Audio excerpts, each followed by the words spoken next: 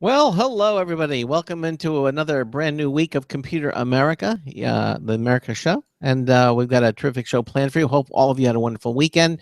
We're going to be doing 2 hours today of computer and technology news brought to you by Slimware Utilities, the official optimization software of Computer America. Apple had its big announcements today at about 10 p.m. Pacific time. And I watched the entire keynote. Very interesting. We'll be discussing that along with you. And we had a schedule change. Exotic PC will be here with on a different day, but we are going to be doing both hours computer and technology news. Batman versus Superman comes out this Friday too. It's going to be a big week. 1 minute until showtime. And yes, I've been binge watching Daredevil. A little comments about that as well. So sit back, relax, as we begin 2 hours of the Computer America Show coming at you right here.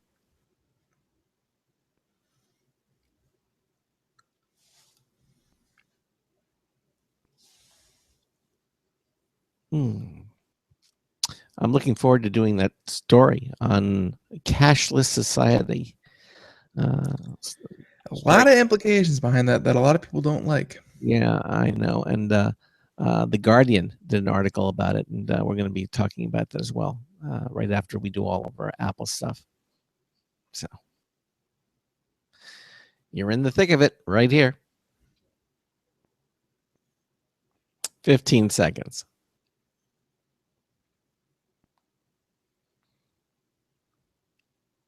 Your show will go live in 5 seconds. 4, 3, 2, 1.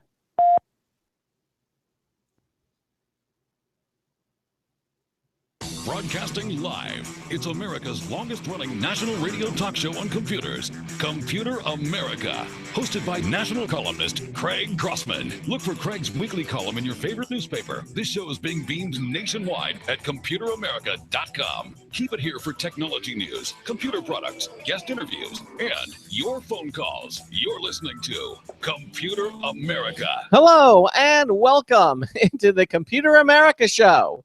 It's the nation's longest-running, nationally syndicated radio talk show on computers. Computer America is heard around the world and coast to coast. And I'm your host, Craig Grossman. And I'm your co-host, Ben. And hopefully all of you had a wonderful weekend. And I know I spent a great deal of it binge watching Daredevil, Daredevil 2, the second season. And how many episodes in did you get? How many what? How many episodes in did you get? I'm 7 episodes in. That's not bad. Yeah. Not bad. I mean, I want to kind of relish it. I mean, I want to enjoy it. It's extremely well done. In many ways, better than the season, last year's season, and I truly am enjoying it. I mean, they bring in a lot of new elements. I'm not going to give any spoilers, but I will say that a lot of the characters. And like I have seen absolutely none of it because Daredevil was never really something I was interested in. But I mean, from the previews I've seen, stuff like that, like, is it just a soap opera, drama kind of deal with elements of superheroes thrown in, or is it still very much a comic book superhero story? No, it's more down to earth, more realistic. It's not really a comic book kind of superhero story. See, and that's the thing that doesn't really get me interested is that, yeah, I get they're trying to make it down to earth and relatable, and it like this could actually happen, quote unquote. But no, I don't know. No, a lot of it I don't think really could happen. There's a lot of extra things going on. Again, I don't want to give away any of the storyline, but it is more. It's just like with the character of Superman and Batman. They make them more realistic, like what would they be like in the real world, not in the comic book world. Yet they still have all their powers and abilities, and he does too. And comes up against some extremely bizarre things that are going on. The character of the Punisher, who we're introduced to, also is extremely. I think the Punisher is getting their own Netflix series as well soon. He just may do so. I think he is. Yeah. So, but as I said, it's a very good episode and a series, and I highly recommend people watching the series too. I think there are 13 episodes in the second season. and definitely worth a watch. The fighting scenes are just phenomenal in Daredevil. I don't want to give away too much, but it's just some amazing things. But highly recommended. So I watched that, and of course, Batman versus Superman comes out this Friday. Looking forward to that as well. And now, as happens with live shows, we get last-minute guest changes, and so Exotic PC won't be with us here on today's show. We will get them on another program coming up in the near future. But we are going to be doing computer and technology news, both hours, brought to you by Slimware Utilities, the official optimization software of Computer America. We got some great stories to do, and hopefully all of you will enjoy them. If you have what we will do is keep the phone lines open, though. So if you have a comment or question for us, we'd love to hear from you. Give us a call at 347-884-8881. That's 347-884-8881. We'll get you on and we'll get you through. We also, if you don't want to go on the air, but you still have a comment or a question, we'd love to hear from you. Any page at computeramerica.com. Any page there. In the upper right-hand corner of any page, you'll see it's a submitted question. It's a link. You can click on that. You'll be taken to our question submission page where you can type in your question, hit the submit button. Ben and I will see it immediately and answer your question for you, okay, or read your comments on the air. The other thing that we also do is live video streaming. We invite you to not only listen to the show, but watch the Computer America show. Again, at computeramerica.com from any page, the menu bar says Show Lounge. Click that. It'll teleport you instantaneously to our live video stream that's already in progress. You'll be joining the show already in progress if you're doing it live Monday through Friday from 3 to 5 p.m. Eastern Time, and you can watch the live show. Ben has the technology to display the websites we're talking about, videos, movies, images. You can see all that in addition to Ben himself and, of course, me. There's no guest on today's show, but normally you can see the guests too as well when we do have guests appearing on the program. It just enriches your experience, the Computer America experience. We have it up there. We certainly would love for you to take advantage of it. And again, it's just real simple to do. So before we start our program, Ben, anything else you want to let our listeners know? No. I hope you all had a good weekend, and going forward, we have a lot of great guests this week, and hope that you join us for all of them. But no, as for news, really looking forward to get into the Apple whole presentation, because what Apple releases does affect a lot of where technology is going to be heading in the next year. So very, very cool to look at what they're going to be releasing, and but no, I think I'm good to go. All right. Well, I think we'll get started on the news portion. As I said, there's Apple had their big launch today, and we're going to be talking about several of the items that they talked about, including one of the stories, which is going to be on a cashless society, and that we seem to be moving to, and what may be some of the objections happening there. So I just said, let's do it, okay? Today's computer and technology news is brought to you by Slimware Utilities, the official optimization software of Computer America. You can visit them at slimwareutilities.com to clean, speed up, and optimize your Windows system. Slimwareutilities.com. Check them out. We use them here, and I have to say that they do a terrific job. Their privacy tool takes Windows 10 and configures it the way it should be configured, in addition to the way you'd want to have it configured, rather than just trying to do it yourself manually. A lot of the tools work in a similar fashion. Really, check out slimwareutilities.com. You'll be glad that you did, and you'll thank us for it. slimwareutilities.com. All right. Well, I think the first story, as you said, I think we're going to lead with everything Apple. We're going to get all the Apple out of the way because, just reading the headlines today and just seeing what has been coming out in, the technology news sector, you really can't get away from Apple. So we're gonna, let dominance be dominance. And let's see. Today was it the Global Developers Conference? Oh, no. It was Apple's in the Loop, I think they called it. Right, exactly. It was at the on the One Infinite Loop, the location at corporate Apple, and they have a little theater there that they use. And by the way, one of the things that they said that evidently this is the last time that they're going to be doing announcements at this Apple campus starting next year. Apple is evidently formally moving into their new facilities. And The big spaceship looking one? yeah, the big circular one looking, and they have a big theater there, and they're going to be doing all their announcements and press things at the new campus starting next year. So this was technically he waxed nostalgic a little bit. He talked about all the different things that happened in this particular theater and all the products that were announced. I mean, the iPod was introduced in this theater. A lot of history at this location, but they're going to be moving to new facilities next year, and well, I'm sure it's going to be a lot more technologically sophisticated. Every seat will come with an iPhone charger and an outlet plug. I don't know, just something, I'm sure. And the new Apple campus though looks crazy impressive. Like, just the building is definitely a work of architecture. I was about to say art, but I'm going to say a work of architecture, because it is very well designed, and I think a lot of people are going to be very happy when they see it, because I remember seeing the designs for it a couple of years ago, just like the artist renderings of what it was going to look like finished, and it was one of the craziest buildings I've ever seen. So I think they're going to be happy with that.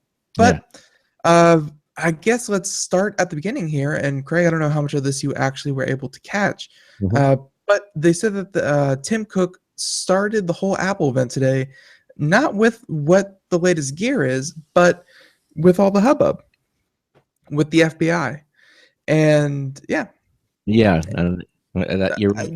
you catch any of that? Yes, I did. I caught the whole thing. It was very quite. So what was he saying about the FBI and Apple? Because that has been, that's going to court. It's going to court Tuesday. It's going back to court on Tuesday, and I think the Supreme Court just stepped in. But what did Apple have to say at their keynote? Tim Cook just maintained his position. He said, that we are concerned about your privacy. You trust us with this information, and we never thought we would, be up against our government. But he says, quite frankly, he says we're not going to allow it, and we're going to take every step we can to make sure that your privacy is protected. And that's pretty much what he said in the opening part of it. He didn't linger on it too well. He just was a little precursor. He wanted to say it, and then he said, "Okay, now that's out of the way. Let's get started with the media." So it was a very short preamble, Okay, but he did mention it, so we thought we'd mention it as well. Yeah. And that is going to continue to heat up in a little while. And I think this Friday we have our good friend Nathan Evans coming on the show. Yeah, we'll be talking. So. You'll be talking about that as well. You can be dang sure he will be talking about that. So I guess we'll leave that. We'll leave that as it will. But so for anyone out there who does not know, Apple's product lines include the iWatch, the iPad, the iPhone, and the iMacs and the computers and MacBook Airs and whatnot.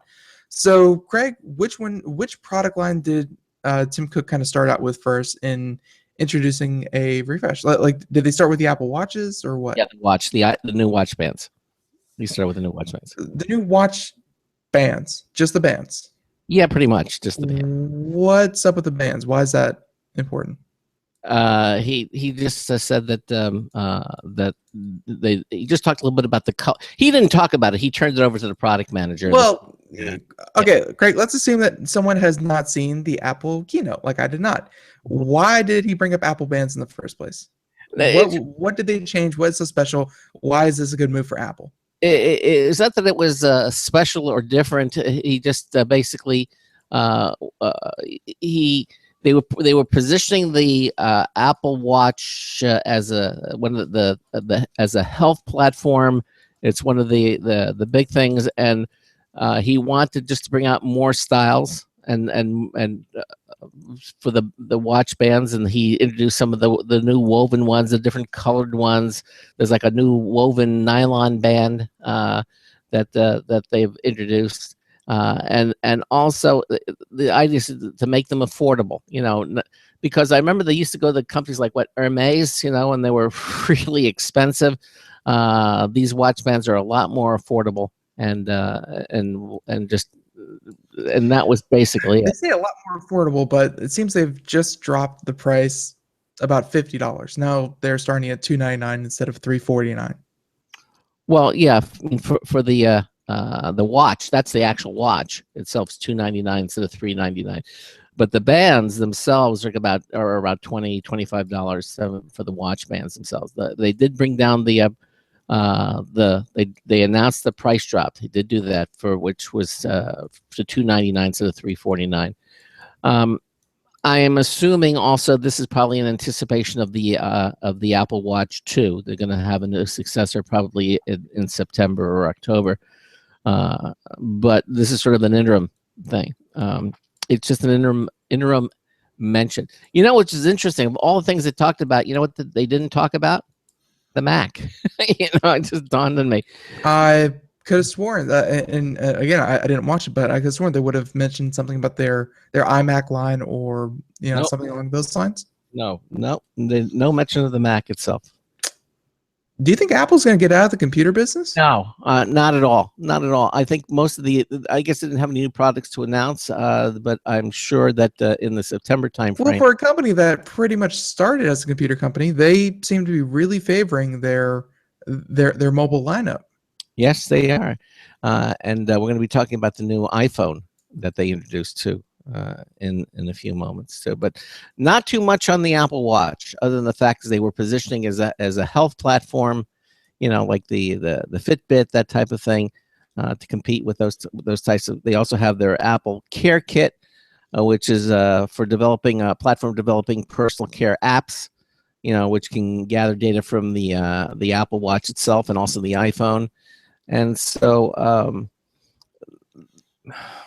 basically that was it. There wasn't really too much to talk about with the Apple Watch. Well, this move from, of course, with the Apple Watch, it wasn't really designed to be, at least from the get-go, it wasn't really designed to be a health thing. It was designed to be a fashion statement. Here's my Apple Watch. Look how cool it is. Look at the integration with my iPhone. And it was meant to be, as you can tell by working with companies or designers such as Hermes, they really wanted to design it to be a fashion statement. But that's a hard gap to really bridge when you are a tech company, and tech and fashion, while sometimes they do overlap, they don't necessarily overlap altogether. But this idea that the Apple Watch is going to become a rather health device, and health and technology, now that is a much more readily apparent overlap, because I think a lot of people are getting used to the fact that you can now monitor not just your weight, but your beats per minute for your heart. You can monitor, really any kind of fitness activity, fitness level. You can monitor really your sleeping patterns. Health and technology, that seems to be a much more booming sector than fashion and technology. And I guess it's good to see Apple doing that. But it was also kind of concerning, I guess, to begin with, why Apple would try to break into the fashion industry with their Apple Watch. And the only thing I can think of. Yeah, I mean, or make it like almost like a high quality jewelry item, and where. Yeah, but it's kind of confusing why they would go for that in the first place. Maybe because they thought they could, but I think they realize now that people are going to spend over $1,000 for an Apple Watch, and so they're trying to make it more mainstream, and I think that's reflected. Well, yeah, and like I was just saying, people are more than willing to pay for health, health and technology overlaps. They're more willing to pay for sleep monitors, sleep trackers, and things that'll help you exercise and work out and keep you fit. But they won't exactly spend, or not as many people will spend money to say, oh, look at me, I have the newest Apple Watch. woo, I'm so awesome. Yeah, not they're the audience is obviously not there, and No. so Apple was obviously doing a little bit of backtracking. Yeah, no, you're right. But regardless, they did have a couple of new products to announce, and they did introduce the iPhone SE, which I guess sometimes means Speaking of backtracking, what? Well, yeah, but the SE, again, this is the iPhone. Oh, it was the iPhone SE, which is the same body and same shape and design as an iPhone 5. right, that or the 5S. Actually. Right. So And- when I say, oh, speaking of backtracking, I mean, yeah, they kind of have the iPhone 6 and 6S. Why are they going back to the iPhone 5 body? Well, again, because and he brought up China. People in Europe really like. Oh, wait, Tim Cook brought up China? Yes, he mentioned it briefly before he turned it over to the product manager, but he mentioned it a little bit, and then of course the product manager picked up on that. The fact that these people want a smaller form factor, and so because of that they decided to go ahead and come out with the iPhone SE, and it's a 4-inch.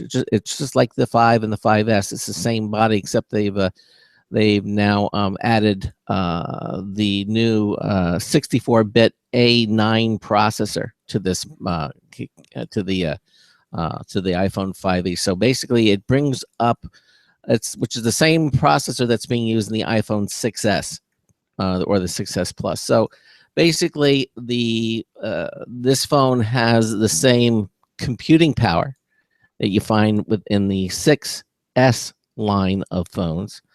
It also has a 12 point was it the camera has a 12 megapixel camera. Okay, so it has the 64-bit A9 chip, the 12 megapixel camera, and also but it maintains the same form factor. The screen also has the higher resolution, but here's the thing. It does get 3D touch, which I was surprised. I didn't think. Is that 3D? Is it 3D touch or 3D or like Force touch? No, the Force touch. They're calling it 3D touch or Okay. which I didn't think. That's the pressure sensitive navigation that opens up sub menus with when you press and hold the screen. It's actually a right click. Yes, exactly. But you can press, and I didn't think it was going to have that, but they included it in the SE. So it's a big deal, and actually I would have been surprised that they didn't. So it includes that feature as well. Of course, it still all has Touch ID and has all those other features. And basically, they're saying that the processor is 2 times faster than the iPhone 5s's processor, and 3 times faster on the graphics front as well. So.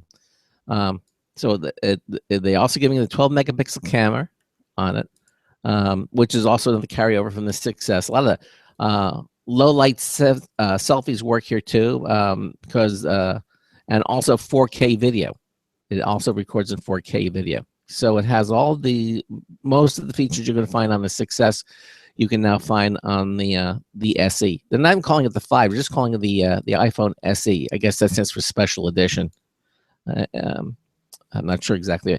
It could stand for senior editor too, but SE I think is special edition or something along those lines. But it's for me it's gonna be like the iPhone 5s, which is the same body, and then E is probably extra. So special edition. Yeah, exactly. I don't think it's gonna be special edition. That's a waste. If you use the term special edition on, hey, here's a cheaper phone. It's a special edition, but it's a cheaper phone. So I don't know. I doubt it's going to be a special edition. But yeah, the iPhone SE, smaller form factor, better guts. Essentially taking the innards of an iPhone 6 or 6S and putting them into the body of an iPhone 5. Yeah. Now, also basically the battery life of 13 hours on video playback. They've enhanced that as well. It has Apple Pay built into it as well, which the 5S did not. So now they've incorporated Apple Pay. So they put the NFR technology into this phone. It also supports Wi-Fi calling, which is very, very cool. Something that I only I've had my success for some time, and I never had Wi-Fi calling turned on. I've since turned it on because it does make really good connections when you have a good Wi-Fi setup. And no reason why you shouldn't do that. The phone is going to sell for $399 for the 16 gigabyte version, or $499 for the 64 gig version, which I think is pretty good, actually, considering what smartphones of this caliber usually go for. You get everything basically except the larger size screen. It's a souped up 5S, and they're calling it the SE. Also, it supports live photos. So if you like that 3-second clip, you take a picture. And also, here's interesting. They've also include the always listening Siri. So when you say, hey, and then you say the name Siri, it will go into the it'll come up. You don't have to have it docked on a charging station. You can say it at any time, and it will work. So these are some of the additional features that they've added to the iPhone SE. Now, the other thing is that they talked about, and kind of rolls into all this platform, is the SE will launch with the version 9.3 of Apple's iOS software, which also became available today for any iPhone. Now, I know I've tried it before I went on the show. I tried to get it, but it didn't come up yet. So I think they roll it out to different. What are the supposed benefits of 9.3? Yeah, a lot. They've actually included a lot of cool things in there, and we're going to talk about that. One of the things that I really like about the 9.3 operating system is they've included something called Night Shift. Remember that song, Night Shift? No. See, I wasn't born during the 80s, so I don't recall that one. Yeah. Here's what Night Shift does, and I kind of like this.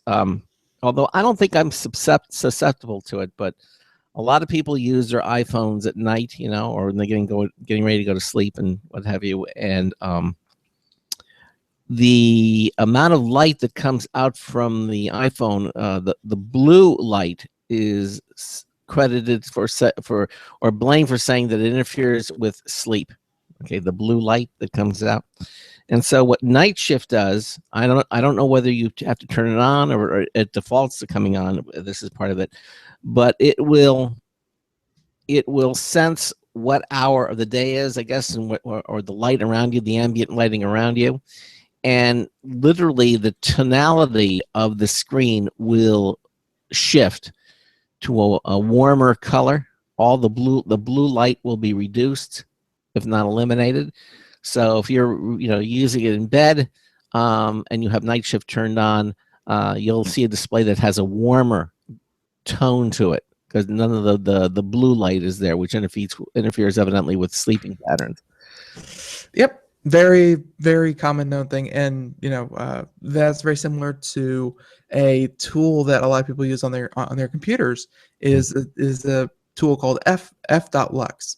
Mm-hmm. Which essentially does the exact same thing, but for your home computer. So when you're trying to work on your computer at night and it's right before bed, you're not hitting you're not swarming your eyeballs with blue or white light, which is going to keep you up. It kind of tones it down to a more red kind of thing. So it's it's good to see that they finally have it for phones, because so many people browse their phone right before bed, and it's not the best thing for you. Right. No. So Night Shift is one of the things that they've implemented. And again, I'm not sure whether it comes turned on or turned off, but I assume that you can turn it on and off probably in the system. On the system application, allows you to activate or deactivate it.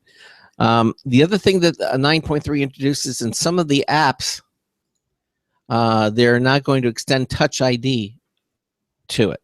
So, for example, the Notes app. A lot of people use the Notes apps to keep secret, proprietary things in this. And guess what? Until 9.3, there was no really way to lock it. You tap the Notes app and all your stuff is just there. Yep. New version of Notes now is password protected. So you either put a password in or you can use Touch ID to have access to the notes. But other than that, it will be unavailable to non-encrypted eyes. In other words, no one can just get hold of your iPhone and read all your notes. The app is now it's now protected from viewing, either through a password or using Touch ID. So they've added that. They've added actually that to a number of the iOS apps that come standard from Apple. A lot of them have now been password protected or Touch ID activated, which I really like. I'm glad to see that they added that feature as well. So iOS 9.3 offers a number of really cool little features like that. The Health app has some additional things that they've incorporated into it as well. It's just they continue to improve the iOS, and these are things that they've added to. And again, the new iOS 9.3 is available now. Although if you run your you try to update it, it may or may not activate because I think they do a rollout. They have an intelligent rollout for it. So also they've introduced the new iPad Pro, and when we come back, let's talk about that as well. Again, you're listening to the Computer America Show. 347-884-8881. I'll get you on and get you through. We also have a brand new News Hits Bulletin review from Marty Winston. It's called the Charge Hub, which is kind of interesting. We'll play that for you as well. And then we'll be back. You're listening to the Computer America Show. Please stay with us. Sometimes disaster strikes. Data can be lost due to many different reasons. Accidental reformatting, power spikes, virus attacks. Zero Assumption Recovery provides a suite of highly effective and thorough data recovery software for Windows operating systems. ZA is suitable for home users and small businesses who need a powerful data recovery solution for Windows and Linux file systems. Go to z-a-recovery.com. Sometimes disaster strikes. Data can be lost due to many different reasons. Accidental reformatting, power spikes, virus attacks. Zero Assumption Recovery provides a suite of highly effective and thorough data recovery software for Windows operating systems. ZA is suitable for home users and small businesses who need a powerful data recovery solution for Windows and Linux file systems. Go to z-a-recovery.com. Hi, this is Craig Crossman, host of the Computer America Show. You have important meetings to schedule. Your company's getting ready for its IPO, and you're in charge of the PTA fundraiser this month. So how do you coordinate everyone to be available at the same time? Are you still using emails, phone calls, even text messages to schedule meetings with a group of people? How's that working out for you? That's so great, huh? It's a fact that every day, millions of people suffer from scheduling headaches. Well, with Doodle, scheduling meetings with a group of people is quick and easy. With Doodle, you can easily propose available times to each member. Each one checks off the times that they're available, and then you simply pick the time that works best for the group, all in an easy-to-read display that integrates with your existing calendar. Nothing could be more simple. Give Doodle a try for free, and like millions of Doodle users, you'll truly see how easy it is to find the perfect date and time for all your meetings. That's www.doodle.com.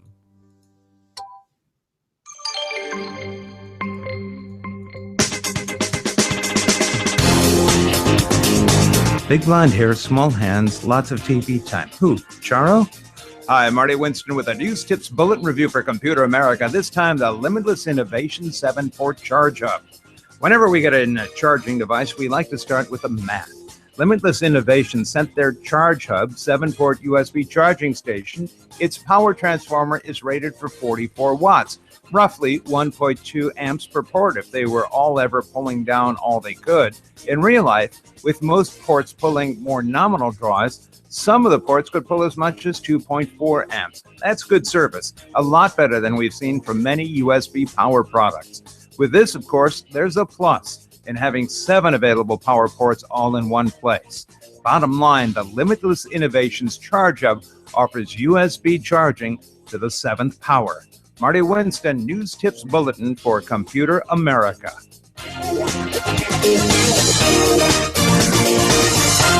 Welcome back to the Computer America Show. It is 33 minutes past the hour, and that was Marty Winston with a new News Tip Bulletin review. You'll be hearing that one all week long. Mhm. So, we are, in the thick of Apple's new presentation where they released all their different ones. And by the way, did that wrap up already? I know it started at 1 p.m. Eastern. Yeah, it wrapped up. Yeah, it usually runs about an hour and a half. Okay. They always put some of the I don't say boring, but they always put the less exciting stuff first. So they did this woman came up and did about 20 minutes on the environment and what Apple is doing with the the environment. Oh, who wants to hear about that? I want to get to the products, but no, they did the environment thing, and then worker sustainability and environmental impacts of the company. Oh, who can stand that? And then they did a second. They did a second thing on the Apple Healthcare and what they were doing with that, and so it was kind of interesting. So they did about I would say 35 to 40 minutes. The first 40 minutes of the presentation was this 2 topics, in addition to what Tim Cook led with the FBI, the government, the FBI, and their interaction with them. And then they finally got to the products. The next thing that they announced was Apple's iPad Pro, and they've been talking about the iPad Pro. Obviously, the iPad Pro is a 12.9-inch configuration screen. But all of the iPad Pro was the first to do it. All the iPads have always been 9.7 inches. And basically, Apple announced a new 9.7-inch iPad Pro. The main reason being is that 9.7 inches has always been the magic number for Apple. All of their iPads, except for the iPad mini, have been 9.7 inches. And so they took all of the features of the iPad Pro and put into a 9.7-inch model and added some additional features. So, and they did some comparisons with the iPad Pro and the iPad Air 2, and they made a lot of compelling improvements. The iPad Pro really packs a lot of improvements over the iPad Air 2, which was the top of the line consumer model before this announcement. So some of the things they first announced was the new iPad Pro screen, the 9.7-inch, has a 40% less reflective screen than the iPad Air 2, which if you're a professional, certainly I think you would appreciate that because you don't see, things, reflective images in the screen, which is good. Right. Another thing, also they delivered 25% more brightness without eating it. So they made it a brighter screen than the iPad Air 2. And here's something. They introduced something with this thing called the True Tone technology. And this is kind of interesting. It has sensors in it. And obviously people use their iPad everywhere. And with this True Tone display, this is built into the hardware itself. This is not part of the software. This is part of the hardware. It has a 4-channel ambient light sensors. It's 4-channel ambient light sensors. And basically, it automatically adapts the color and intensity of the screen to match your surroundings. Whether it be, for example, let's say you're in a room and the walls have to have a Navajo white to them, like a more subtle, subdued. Well, the iPad Pro isn't going to be there with this blaring, blue-white light. What it's going to do, it's the tonality of the screen is going to modify itself so it matches your surrounding, which is supposed to be a lot easier on the eyes. So the reading is more natural and comfortable. And basically, they compared it to a sheet of paper. And the demonstration was very interesting because if paper we've been using since since the early dawn of humankind. And they held up a sheet of paper, and they showed the sheet of paper when it's in outdoors, it's kind of bright because it's reflecting the light around it. Okay. And then you take that same sheet of paper and you move it indoors where the walls are a little more cream colored and everything. The sheet of paper actually picks up on the lighting around it, and it kind of dulls itself. It doesn't stay the same blinding white that it was when you had. Of course not. The ambient light, the ambient light affects everything. That's why they call it ambient. But it doesn't affect digital screens.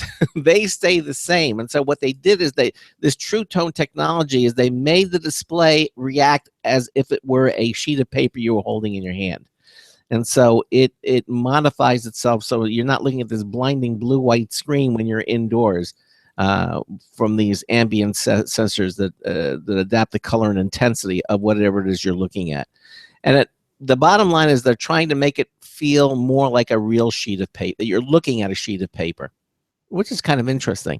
And I think makes a lot of sense. I assume you can turn it on and turn it off, but for the most part, it has that ability. And so, and they're calling this the True Tone display. So, so that's one of the new features of the iPad Pro, this second size. So they've added these features to it. I thought that was really nice, a nice feature. Again, the 9.7-inch iPad Pro has the 2048 by 1536 resolution, which is the highest resolution of any iOS device that's out there. It also uses the Apple Pencil, same pencil, so it has that ability. And I love the fact that if you use the Apple Pencil and you rest the heel of your hand and even touch the other part of the screen with your fingers, it does not affect the touch screen. It knows that you're holding it steady, so you can actually write with the pencil directly on the screen without interfering by touching other parts of it with the heel of your hand or your left hand to kind of stabilize everything if you're right-handed. They've included all that technology in the 9.7-inch version of the iPad Pro. So they also have high-fidelity speakers in each corner. So you have and basically how you turn it will affect how the sound is coming out from it, which is really nice. They've also added the 64-bit A9X chip to it, and an M9 coprocessor for graphics stability. It still gets up to 10 hours of battery life. So basically, it's all there, and of course, you can run two apps simultaneously side by side. It's got a new keyboard from Apple, so the Smart Keyboard actually fits the new iPad Pro, the smaller form factor, so it works as well. All the things they've added, although they did add a rose gold color to it, so that now it has the rose gold I don't think was available in the other one. They've added the rose gold color to it. It has fast wireless connectivity. They maintain that Wi-Fi and LTE. It's got Touch ID, all the other things that you've come to know and love. And with the iPad, the prices are so crazy for me because in this article from BJ that I'm pulling from, but the price of this thing, 32 gigabytes of hard drive memory, $600, so that's the bottom of the line. $600 for the iPad Pro, and then I'm not sure if there's a difference between the 32 gigabit model and the 128 gigabit model, gigabyte model. But yeah, so the 128 and then the 256 are $749 or $899 respectively. Yeah, and by the way, this marks the first time Apple has developed a 256 gigabyte tablet. Well, that's just the thing. It's like, who the heck is paying for, an extra 220 gigabits of storage? Who the heck is going to pay $300 for 220 gigabits of data storage? Oh. That would buy you 4 terabytes of hard drives. Well, the idea here behind the iPad Pro has been for those to convert people with Windows systems or something who were looking to replace their laptops, and that's what I'm just saying the onboard memory and on something that's supposed to be designed for the working professional, someone who is going to be using this for a profession.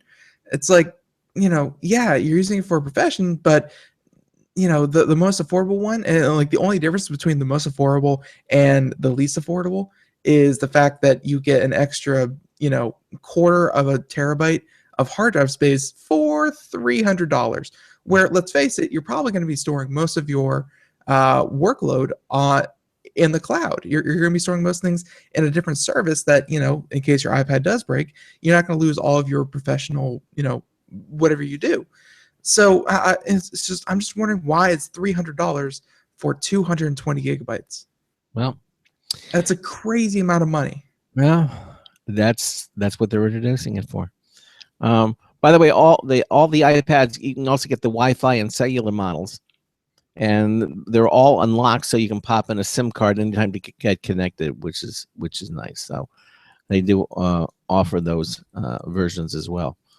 So you have fast wireless connectivity, and they have Touch ID, all the things that you've come to expect in high-end items like this from Apple. And of course, all the apps, they're all there.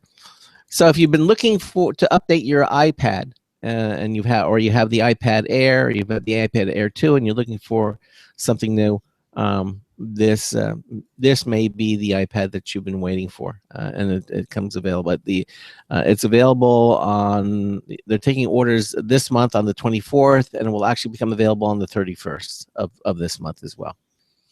So iPad Pro now comes in 2 sizes. There you go. All right, so we have the iPad Pro, we have the new iPhone, the iPhone SE.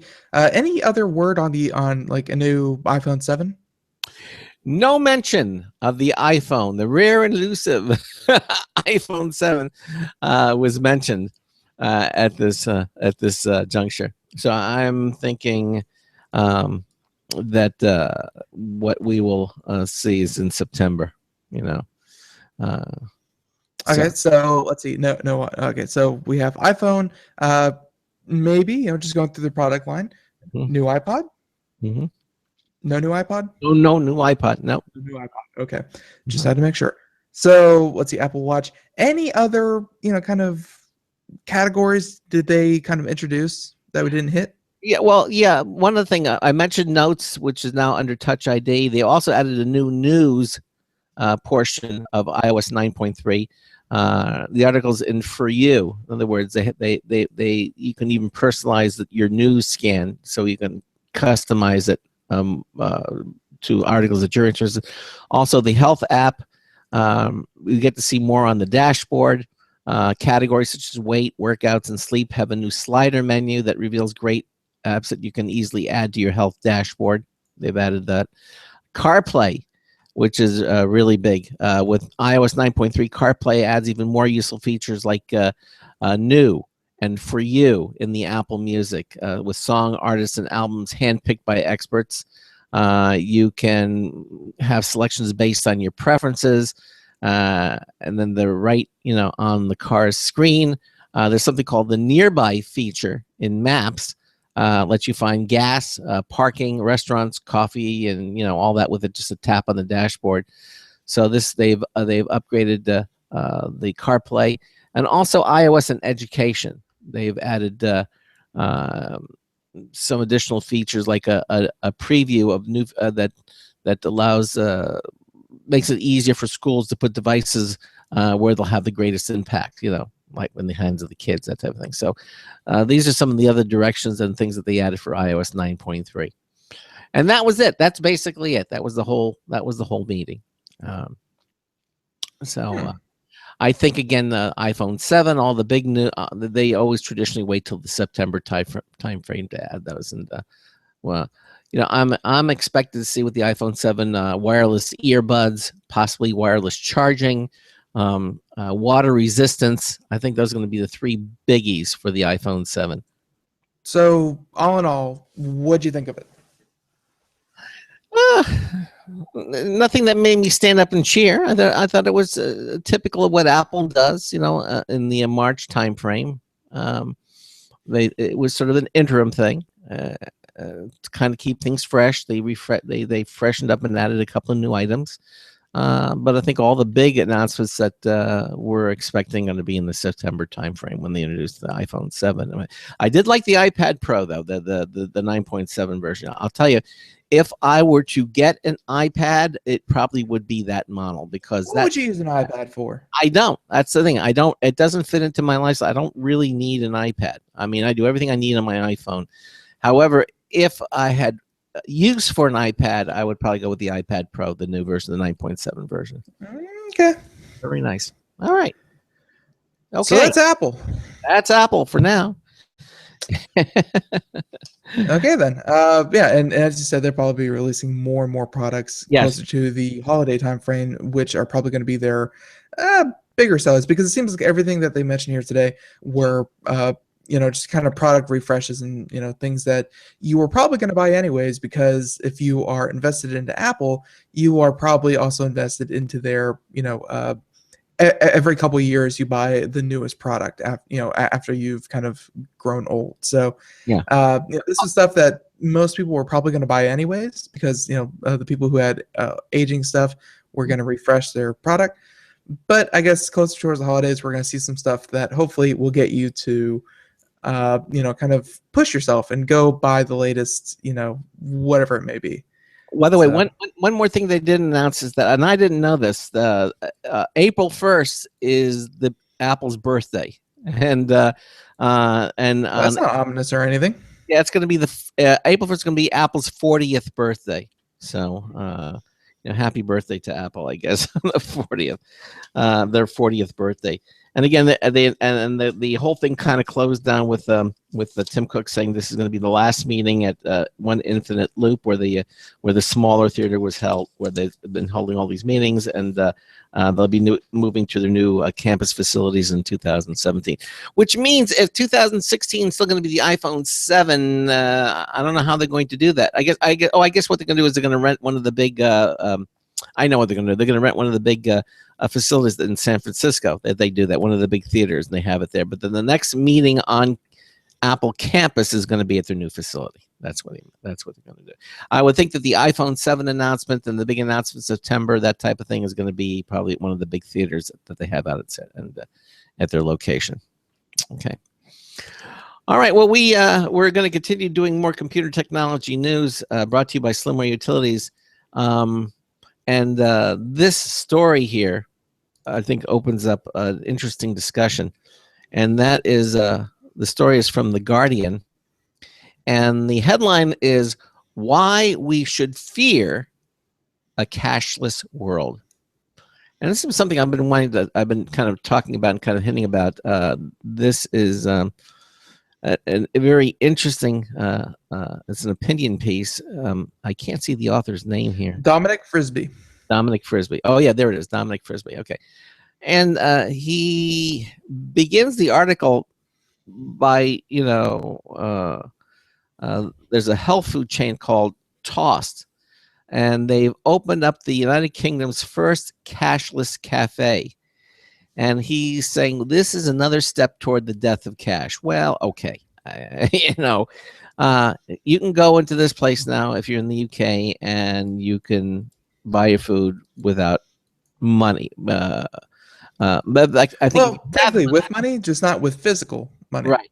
Matter of fact, you can't use money at this restaurant. I think it's only cashless. I think that's the difference here, because most restaurants will take MasterCard or Apple or Apple Pay. Apple Pay. Some take Apple Pay, and more are. I believe that the thing is that this restaurant won't accept cash, not even for a tip. Well, and Dominic goes on to say, there's nothing new, but he has some concerns about our movement toward the cashless society. He says contact payment is now, doing the same to cash, which is basically becoming less and less convenient. He says, and the marketplace convenience usually wins. Well, that's true too. Yeah, but he's concerned that people need to make this choice freely. And what concerns him is the unofficial war on cash that's going on and this is interesting. If you go to a bank or you ask for a large sum of cash, you have to report it to the federal government. if you take anything more than $10,000 in cash, it's viewed as being quote unquote suspicious. Yeah, I recall a couple like this happened with some business owners who actually withdrew, of course, a large amount of money, but at some point these people were saying that at the end of the day it's my money and what I want to do with it should be of no one else's concern. But then the bank pulled on it and says, "Whoa, wait, we got to investigate you real quick. We got to make sure what you're doing is legal, because this is a lot of money." I don't think it's the bank. I think the bank is required by law, and government says anything over $10,000 cash it has to be reported to the government.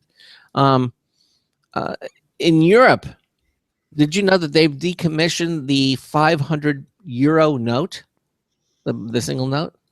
So we're seeing cash, the erosion of cash as we're using it in our society, and his concern here is that the distribution of wealth is about as unequal as it gets with this. He says it may be as unequal as it's ever been, and his worry that a cashless society may exacerbate inequality even further. Now he goes on to cite, the crash of 2008 showed that when push comes to shove, banks have already been exempted from the very effective regulation that is bankruptcy, one by which the rest of us must all operate. So do we want this sector to have more power and influence? See, in a world without cash, every payment you make will be traceable. So do you want governments, which are not always benevolent, banks, or payment processors to have potential access to your information? He said this power would hand them an enormous Orwellian level of surveillance.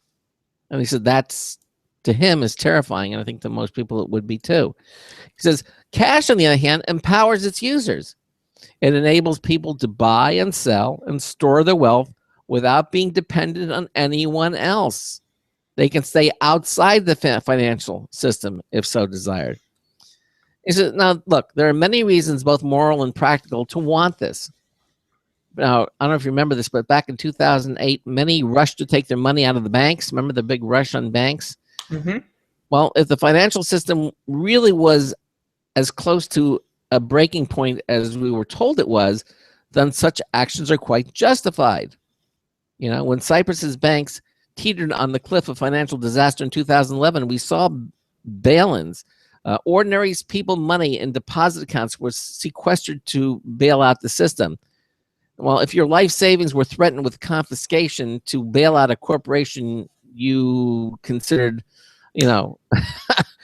too big. Yeah, exactly. I imagine you'd rush to withdraw them as well. So essentially, the argument he's making there is that your money, even though it's your money, it has your name on it, blah blah blah, but because it's all digital and because you are essentially storing it with someone else, not in a cash form, anyone, and if the reason is considered dire enough and the situation is considered justifiable enough, they can essentially take your money and use for other purposes. You used to save the country, quote unquote, to save this whole business, quote unquote, to save the industry, quote unquote.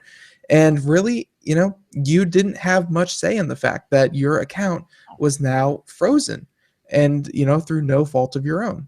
Look what happened in Greece. Remember that?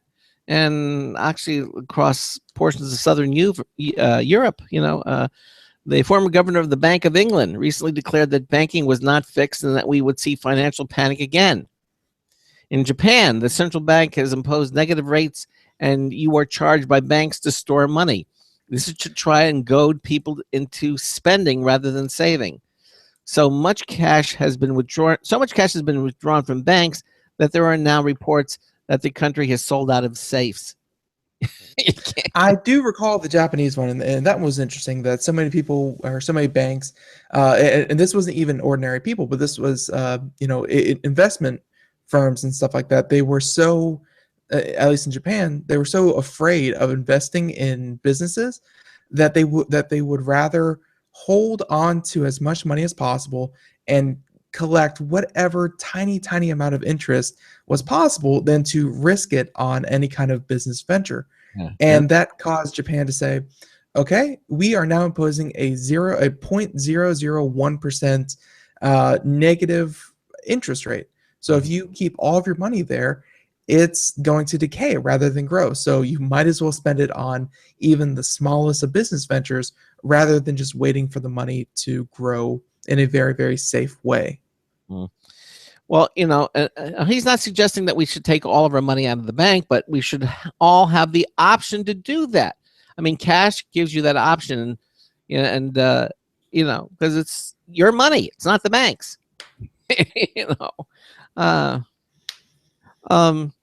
Now he goes on a couple of examples. He talks about the telephone. At its peak in 2008, there were 1.3 billion landlines for global population, close to 7 billion. But if you needed a line of credit to open up a landline, or deposit cash because, or at least for the first. Well, what he was saying was that, 1.3 billion had a landline, but nowadays, let's face it, thanks to better technology, 6 billion people have a mobile phone. Yep. Better technology just fully displaced an older form of technology. And what he is kind of alluding to is that cash may just be that older form of technology, whereas mobile and digital payments may just be better. Right, exactly. Or at least easier to use, or at least, a better technology, period. So, it seems like he's getting out there reasons for and against it.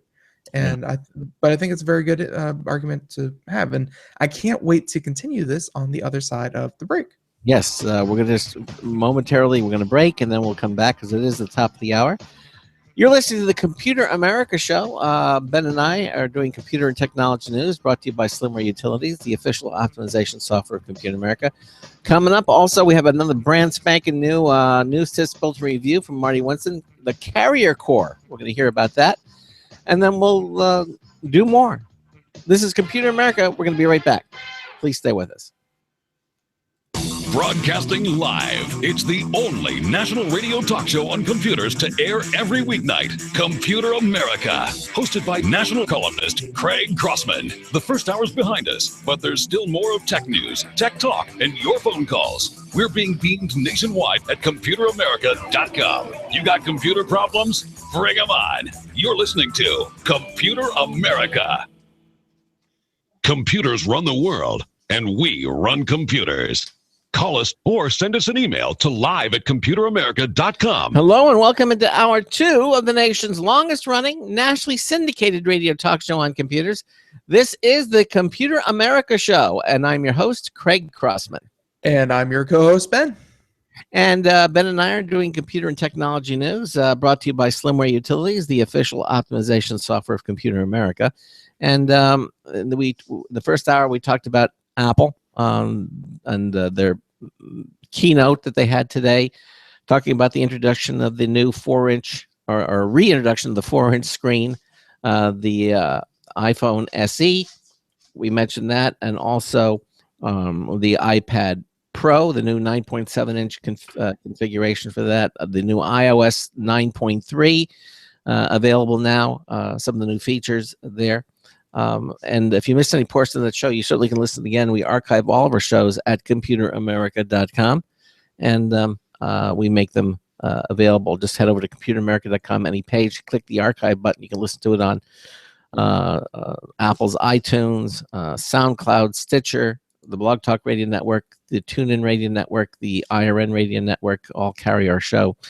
And we invite you. Of course, if you listen to us live Monday through Friday from 3 to 5 p.m. Eastern Time, you can watch the live video stream. Although we archive the video stream as well, we have our own YouTube page. But you watch us live. Just click the Show Lounge selection on the menu, any page on the menu bar, and you'll be joined to the show already in progress.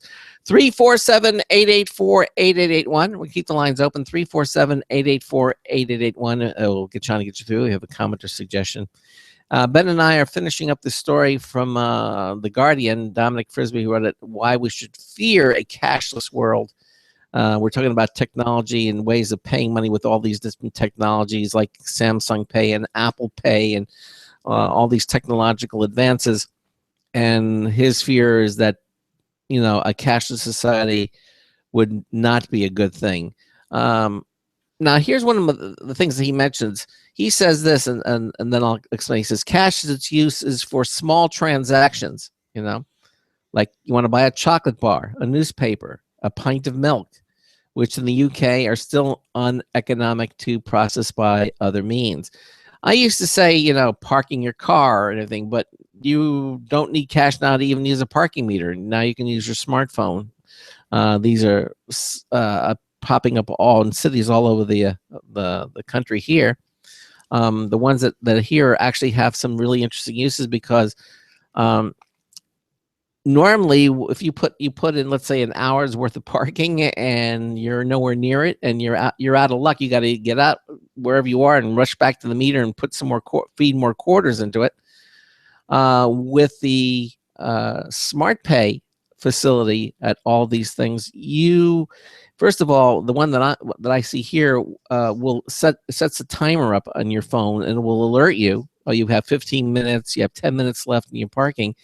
And what's really cool is that you don't have to go back to your car. If you're at a restaurant, you're dining, or you're in the middle of a meeting, guess what you can do? You can add more money to the meter without actually having to be physically at. And I think this is we should probably kind of start the whole conversation with Craig.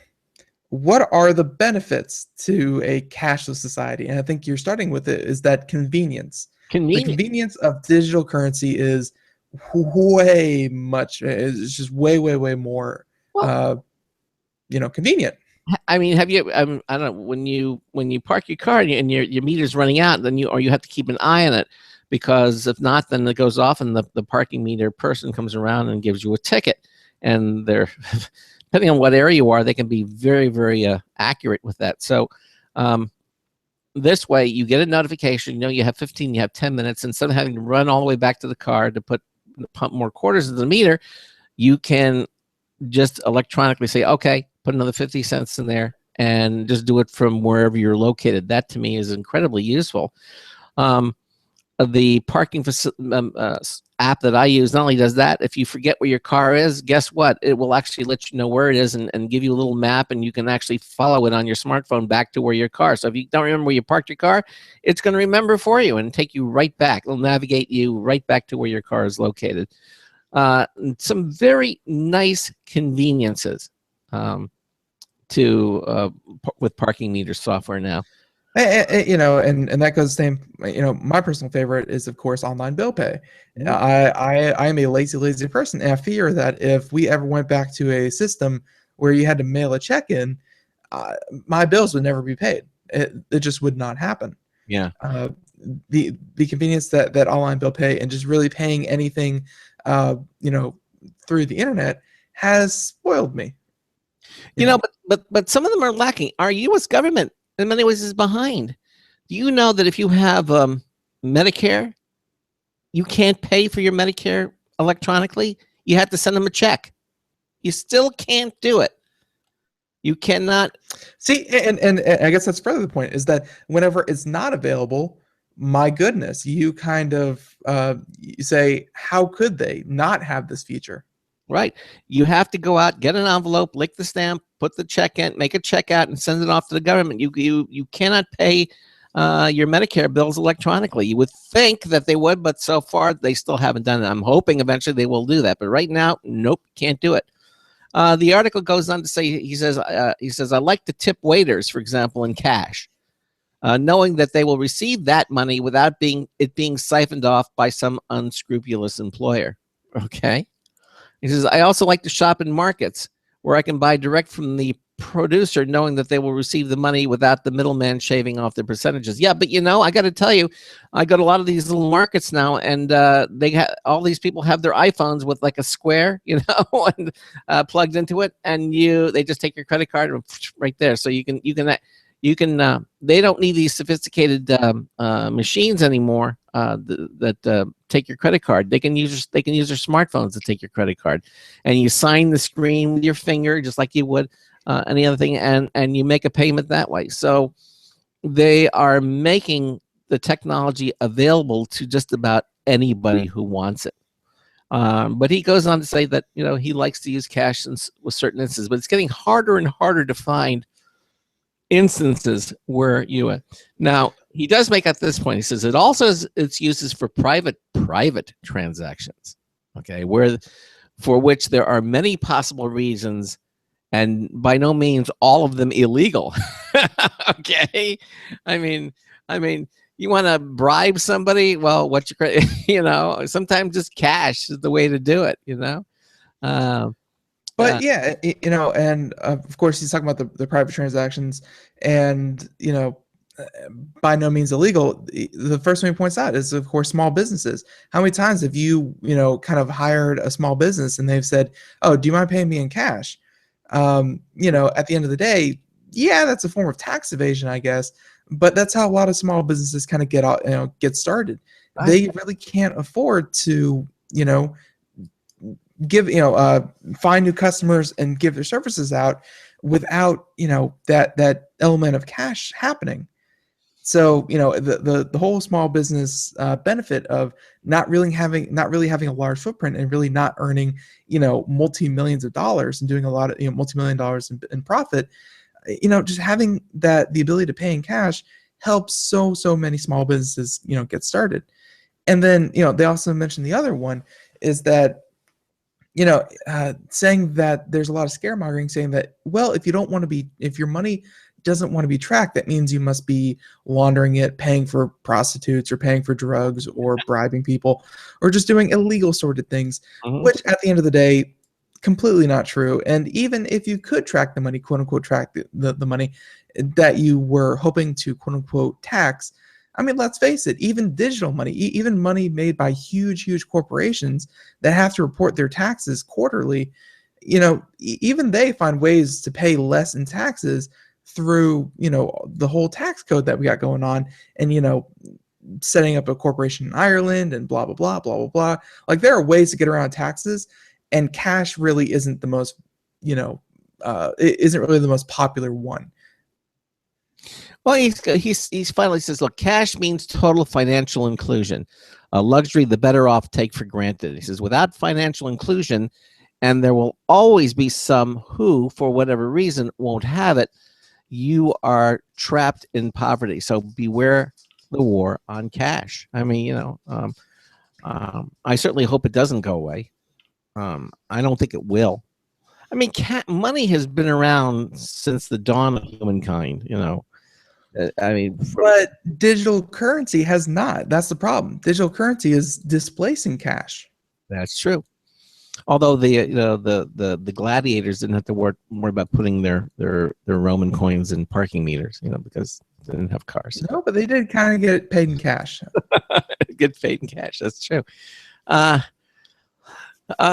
think, but no, it's this whole idea that surveillance is definitely one thing, and a lot of people don't like it. The fact that at some point in time, you will be completely surveilled by your spending habits, and oh, wait a minute. What about Bitcoin? That's digital currency, but that's not traceable, right? It is traceable, but much harder to do. And plus, you can just send all your Bitcoin to another wallet, and which is like a shell wallet, and yeah, you can spend it whenever you want. Bitcoin will definitely have a role to play in all of this. And it was actually mentioned in this article from The Guardian, by the way. Where he's saying that certain countries in Africa and places like that, and people who really don't have the backing of giant financial institutions like we have in the US, the UK, China, Japan, blah blah blah, more rural places, countries in Africa, India, and what have you, they're going to have access to these phones, but they're not going to have access to the giant financial institutions at which to put money, make transactions, buy things, send their money to. So they're going to have to find different ways to, use this technology, use digital currency without actually having to use a bank. And that's where the freedom of something like Bitcoin comes in, is that anyone, for any reason, can purchase Bitcoin and transfer that money to any other currency as long as the idea of Bitcoin stays solid. So as long as Bitcoin is still going strong, then Bitcoin is a perfect medium for all these different online transactions for people who come from countries that don't have a solid financial institution. Yeah.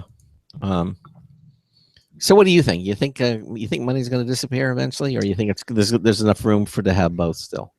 Until private digital currency happens, as soon as we kind of decentralize the fact that money has to exist in someone else's possession, because right now, if you put all of your money into your bank account, technically, and this is what scares all the people away, is that technically you don't have your money anymore. Sure, they kind of earmarked it saying this is your money, but if one phone call from the FBI and all of a sudden, oh, hey, Ben, we froze all of your assets. You are now boned.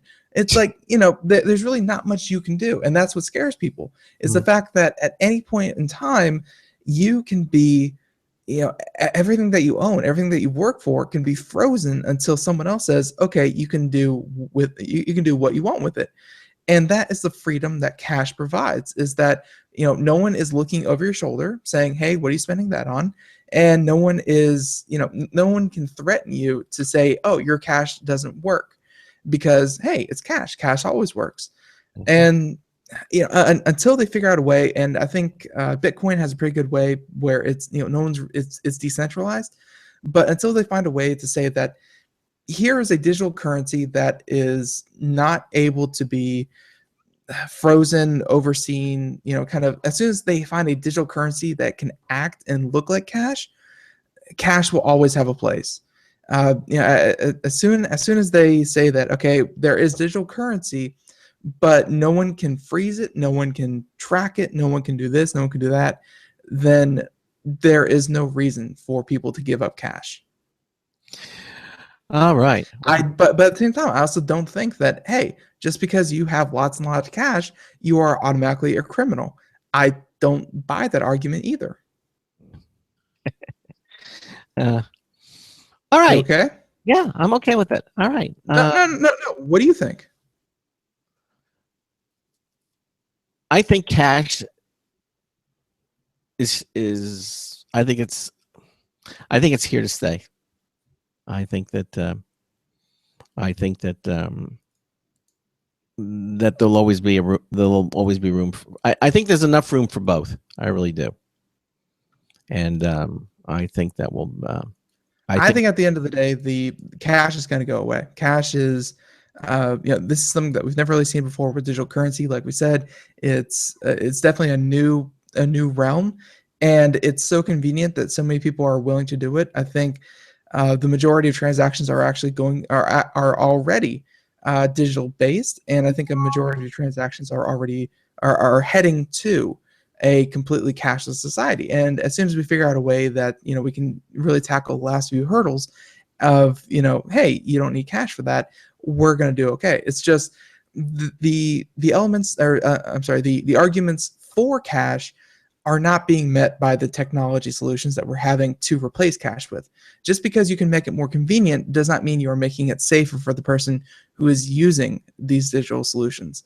So as soon as they can tackle that argument, and Bitcoin, as crazy as it is, as much as we talk about it and being unstable and as just weird, and how Bitcoin might not even catch on, and itself was even taken kind of quote unquote hostage by people who were supposed to allocate the blockchain.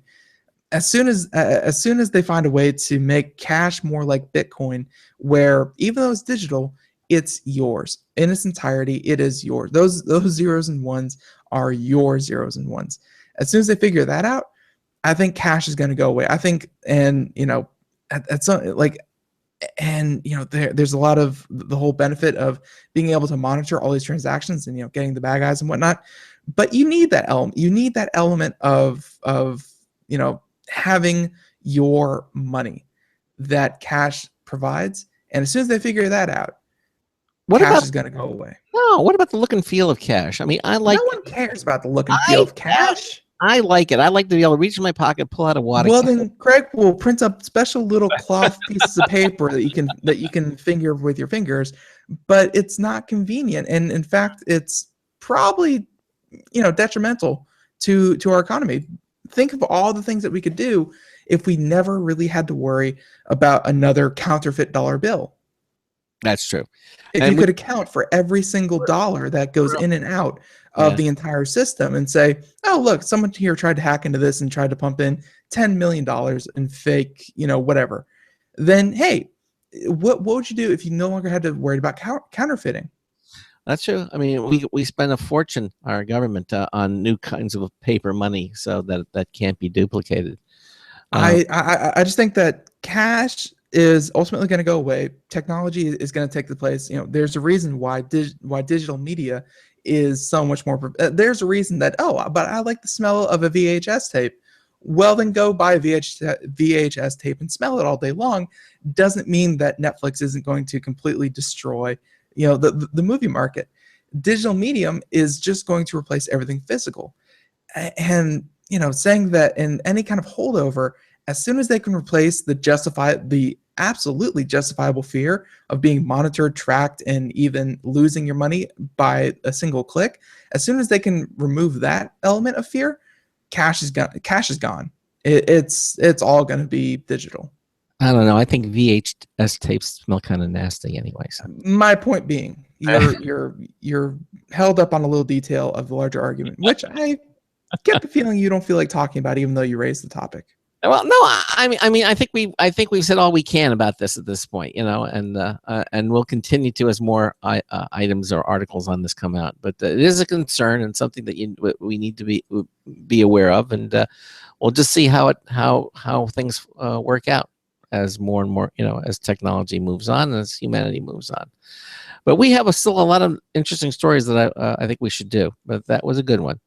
I think you're next to pick the next story, correct? Yep. And I think we are going to go on over to, let's go over to this one. This is an article from Ars Technica, great publication. They have a lot of great news stories. And this is a company that has the greatest and best new headphones. Yeah. And these headphones are, they're designed for athletes. So a company claims its brain zapping headphones will make you a better athlete. This one again from Ars Technica. And of course, will the future of doping involve zapping your brain with electrical current? Of course, if one believes that San Francisco-based company Halo Neuroscience is claiming, it might well be. So the firm manufactures devices for transcranial direct stimulation, namely the usage of low voltage current electrical pulses to fire up certain areas of the brain. Practice is thought to bolster specific neurons and create additional neuron connections, improving some cognitive abilities, such as memory, concentration, and learning skills. So, Halo's first product, which is the Halo Sport, is released last month, focuses specifically on boosting sport performance by delivering 2.0 milliamps pulses to athletes' motor cortex, a brain area in charge of movement and coordination. The wearable looks essentially like a pair of headphones, as you can see if you're watching the video portion. Stylish headphones, think Beats, but of course made by a different company. But if you look at the underside of the band, you'll see is lined with tiny foam spikes, those are actually electrodes. So according to Halo, if an athlete wears them while training, these neurons will react much faster, maximizing each session's gains. Sounds dubious. So the company is eager to back up its claim with scientific research. So far, it has carried out a series of small-scale studies that seem to lend credibility to brain zapping merits. In one of them, Halo's team discovered that the transcranial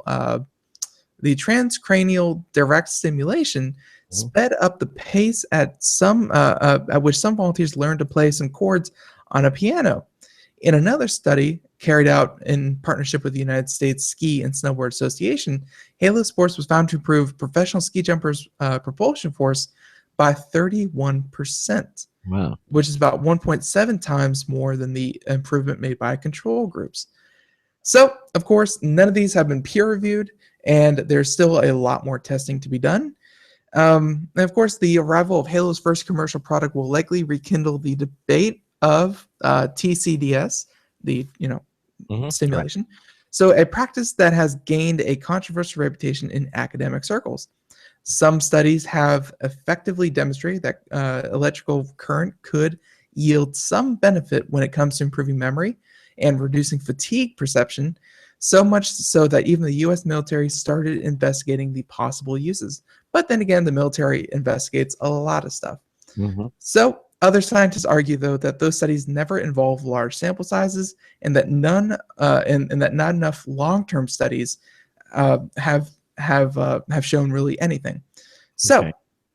the Halo Sport, available for $550 directly from the website, and it's a little gimmicky for a pair of headphones. Like I don't know who's going to buy these things, for the for the transcranial direct stimulation, but yeah, they're nice looking headphones. They have these goofy looking spikes, and this is unfortunately one of those things that we're going to have to say, wait and see. And, maybe it will make you a better athlete, but no studies are really pointing in that direction. At least no peer-reviewed large sample size studies are pointing in that direction.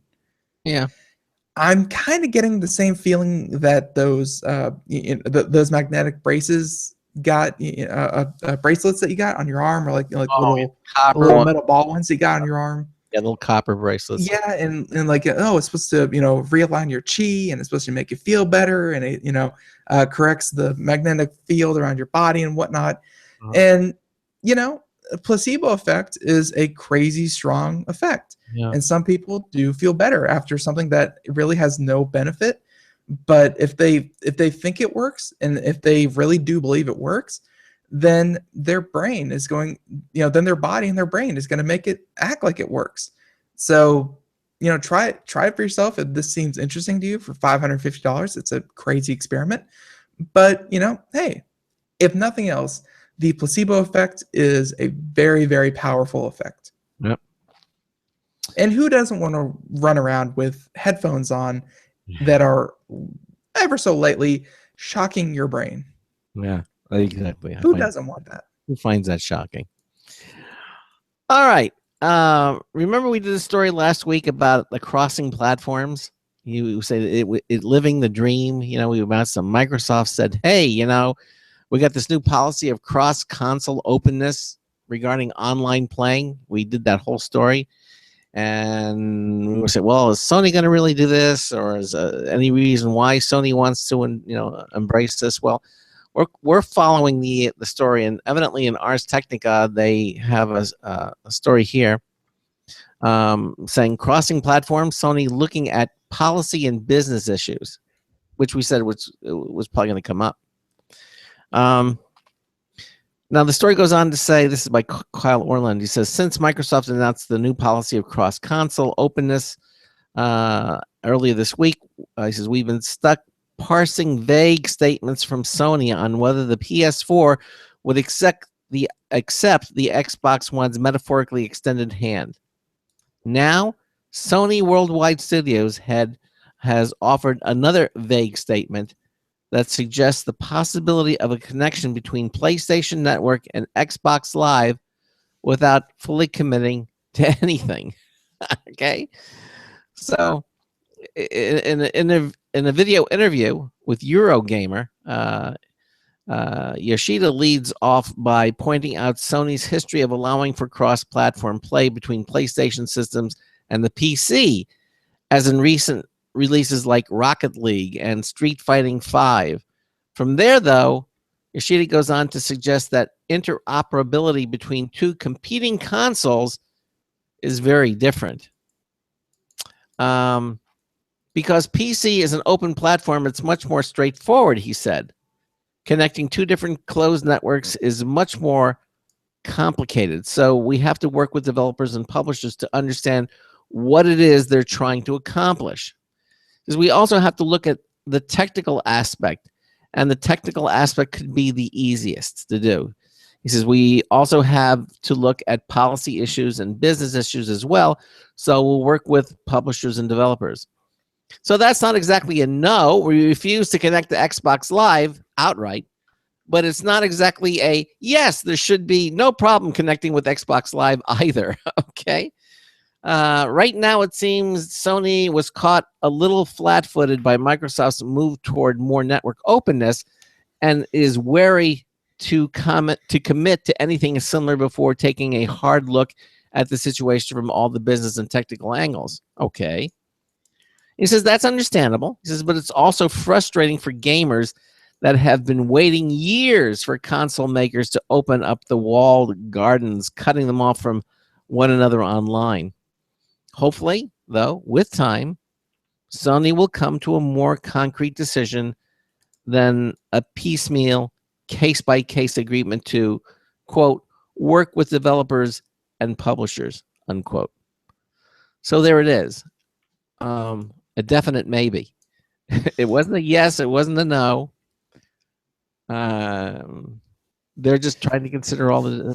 What's your feel from this? It's better than a no, but it's definitely one of those. Let's see. And of course, I'm sure Xbox had the benefit of throwing the first punch, or just knowing what they were doing, because they probably looked at it from all the different angles. They probably looked at it from every business side and saying, oh, we get to tap into a market that is about 4 times our market in terms of gamers. We get to kind of push and say that we have X amount of active users on X game. So, from a business standpoint, Xbox probably said, oh, this is going to be great. We're tapping into a larger audience.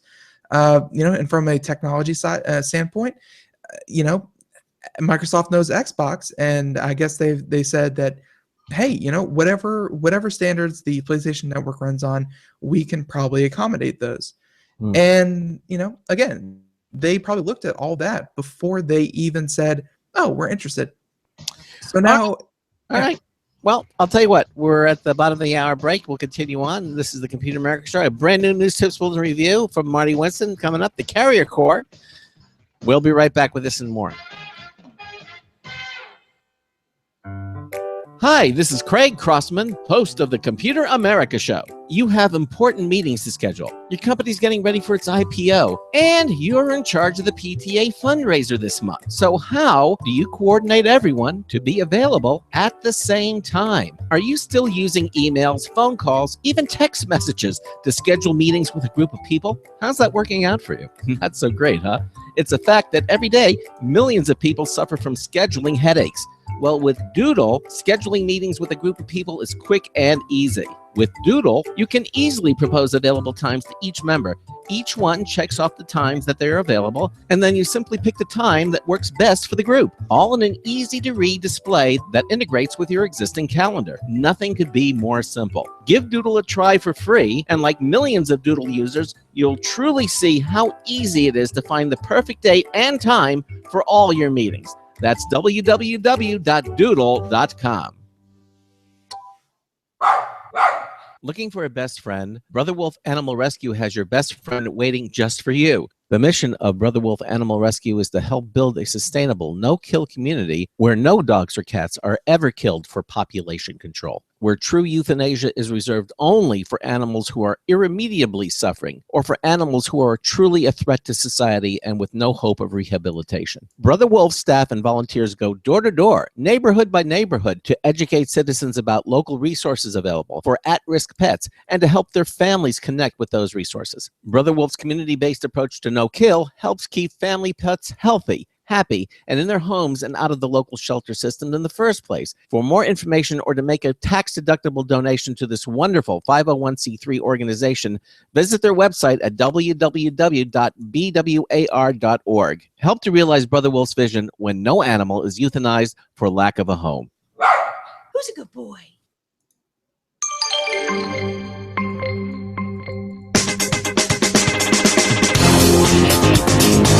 I wanted to plead the fifth, but I already drank it. Oh, hi, Marty Winston with the News Tips Bulletin Review for Computer America. This time, the Carrier Core Wi-Fi thermostat. Initially, it's square and it's pretty. And if you don't have Wi-Fi, that's a lot of what the Carrier Core thermostat has to offer. But for the rest of us, there's a lot more, starting with a 4-day local weather forecast on its color touchscreen. Through its smartphone app, you can modify its settings and see its energy reports. It can respond to your home or away or vacation status times, and you can set and adjust how many degrees it's set back. Replacing most thermostats is just a few minutes work, and it can work with Carrier 3-zone panel systems. So bottom line, the Wi-Fi Carrier Core thermostat adds to what you and your thermostat can control and from where. Marty Winston, News Tips Bulletin for Computer America. Welcome back to the Computer America Show. Thank you, Marty Winston, yet again for a brand new one. That was along with the first hour one. You'll be hearing those all week long. And always good to hear from him. So welcome back to the Computer America Show, where we are doing 2 hours of computer technology news, but it's okay because we really in the first hour hit strong on Apple and everything that they announced out at their newest kind of press release thing. Mm-hmm. So and they had a lot of updates and stuff. So if you really want to go hear that, you should go listen to our archives. And we talk all about everything new coming out and new updates, new iOS. And just something you should go listen to if you haven't already. Right. So, like I said, welcome back to the Computer America Show. We are doing computer technology news brought to you by Slimmer Utilities. And we are just finishing up with this cross-platform. Right. And Sony is deciding to take a look into the just the business and technical issues into connecting the two platforms. They said it wasn't really a technical thing. So the technical is probably it would be the easiest thing, the technical aspect. It's just policy and business issues, and I guess is it are we going to make any kind of profit or money? Things like that. The more mundane stuff is what's really holding it up, not the technical ability. And so basically Sony didn't say yes, but Sony also didn't say no. And so they're sort of like right in the middle with it. And we'll keep you apprised because we're watching this very, very closely, because if it does, this is the dream, everybody being able to talk to everybody else and interact with everybody else. That would be really cool, regardless of which platform you own. Okay. So I think that opens up the next story to you. All right. So the next story, I think we're going to go over to, and this one's really, really cool. Greg, I doubt that you've heard of Studio Ghibli. No, I have not heard of Studio Ghibli. All right, Studio Ghibli, and this is also the software used to create the show Futurama, which I'm sure you have heard of. Yes, I have heard of Futurama. So the animation software used by these studios, used by Studio Ghibli, will soon be free. Free. Free. Oh. Here we go. So and it's by a company called Toonz, Toonz, was used to produce Tale of the Princess Kaguya and the Futurama series. So, you may not have heard of Toonz animation before, but you've no doubt seen its work. Studio Ghibli films like Spirited Away and Tale of Princess Kaguya, and of course the animated series Futurama. And by the way, Spirited Away and Howl's Moving Castle and things like that are that came out of Studio Ghibli. They are some of the best rated movies of all time. Like the animation for them is so stunning in the way that they use it for their storytelling. It is like you see the animation that was used for the movie, and the animation is synonymous with the story itself. It really is that impactful. So now that now the Toonz Ghibli edition used by legendary Japanese filmmakers Miyazaki, that were used by filmmakers like Miyazaki, is going open source, making it free to use by studios and novice animators alike. Cool. The deal came after Japanese publishers Dwango acquired the software from Italian developer Digital Video. It's now focusing on the customization and training, but will still sell a premium version that they can use at a very competitive price. Okay. Very cool. So, Studio Ghibli's imaging director says that, quote, "We are happy to hear that this open source version contains the Ghibli edition. We hope that many people inside and outside the animation industry will utilize the software for their work. Tunes, by the way, which debuted back in 1993, is used to convert hand-drawn and rasterized art into vector graphics. From there, it can be animated in 2D by creating skeletons for characters, providing similar animation workflows to 3D projects. That's not easy to do, by the way. Converting rasterized or hand-drawn into vector Let graphics. alone back in 1993 when it was first released. And vector graphics basically it basically means it takes the hand-drawn images and converts it into a mathematical formula. So you can, expand it, contract it, do all the things, because it's just numbers. It's not freehand drawing. So it's no longer pixels. It's rather arcs with equations behind them. Yeah, exactly. So yeah, the open source announcement means that a production-ready version of the software, which used to run thousands of dollars, is now free for aspiring editors. Studio Ghibli says it first chose the app in 1995 for Princess Mononoke to combine hand-drawn animation with the digital painted one seamlessly. In order to continue producing theater quality animation without additional stress. So it takes considerable effort to learn software as deep as Tunes, but now that it's free, it'll be easier for aspiring animators to become the next Miyazaki or Takahata. It will be presented officially at Anime Japan in Tokyo, which starts March 26th. But again, free version, like they said, it seriously used to cost thousands of dollars for this rendering software, and now absolutely free. Wow. A lot of amateur animators and a lot of amateur artists and things like that, having access to professional quality tools and even smaller projects, not even just amateurs, but smaller projects, having access to, software that used to be thousands upon thousands of dollars that the professionals would use, having access to that gives you a sense of, okay, now the only thing holding us back is, a couple hundred animators and our own ambition. So, yay for the proliferation of tools. Mm-hmm. And this is kind of the same stuff that we saw from AutoCAD, where they have a student edition where AutoCAD will essentially give away a lot of their software absolutely free to really anyone, because it's now open source. Yeah. And we just had our Linux show, so even them, they enjoy open source software as much as the next person. Yeah. I can see this one being thrown into a lot of art themed distribution platforms for Linux. I think so. Absolutely. But as you say, they're still going to maintain a premium version, but for the most part, it's anybody can use it and not be charged for it. Definitely a good platform to learn on. Yes, it is. Absolutely. All right. We've gone on. It's pretty much known that the next step for music and videos is not owning them, but streaming them. I mean, iTunes still one of the last major players, and where people. Last major players, but let's face it, even Apple came out with Yes.